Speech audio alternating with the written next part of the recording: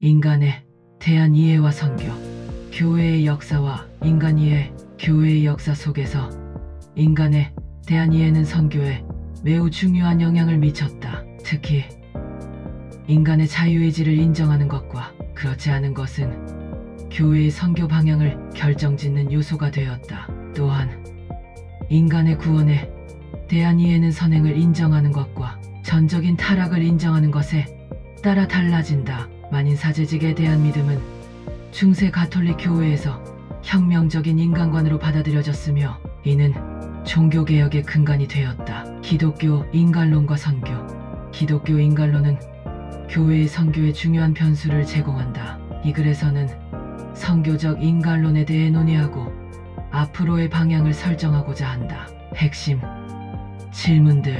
우리는 인간을 어떻게 보고 있으며 어떻게 보아야 하는가? 선교하시는 삼위일체 하나님 앞에서 인간은 어떤 존재인가? 우리의 전도 대상은 어떤 존재인가? 성경적 관점과 인간관. 이 글은 성경적 관점에서 인간을 조명하며 만인 사명자직을 주장한다.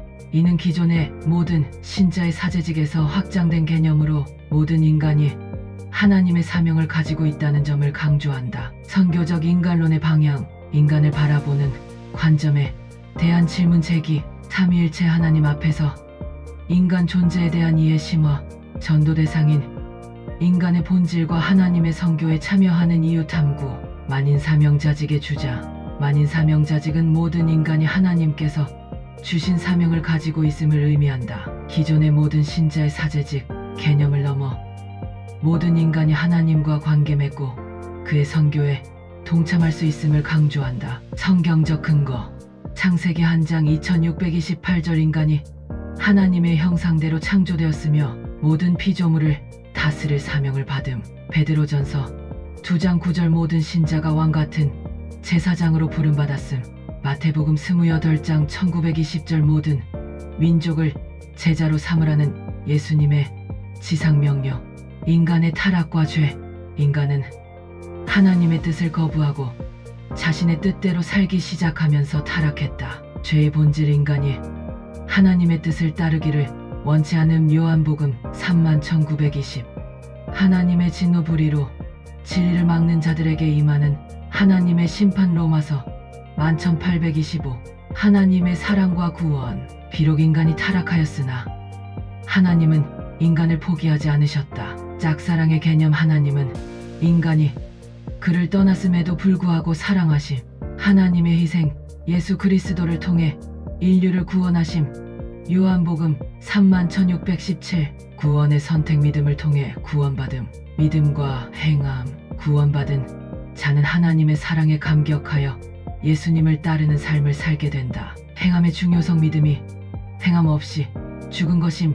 야고보서 21,417. 그리스도인의 신분 변화. 죄인에서 하나님의 자녀로 변화됨. 고린도후서 521. 성령의 역할과 사명. 성령은 하나님의 선교를 수행하는 데 있어 결정적인 역할을 한다. 성령의 임재. 오순절 사건을 통해 성령의 강림. 사역의 권세. 성령을 통해 복음 전파의 능력을 받음. 성령의 열매. 성령을 쫓아 사는 사람에게 맺히는 결과. 갈라디아서 52,224. 교회의 공동체와 사명.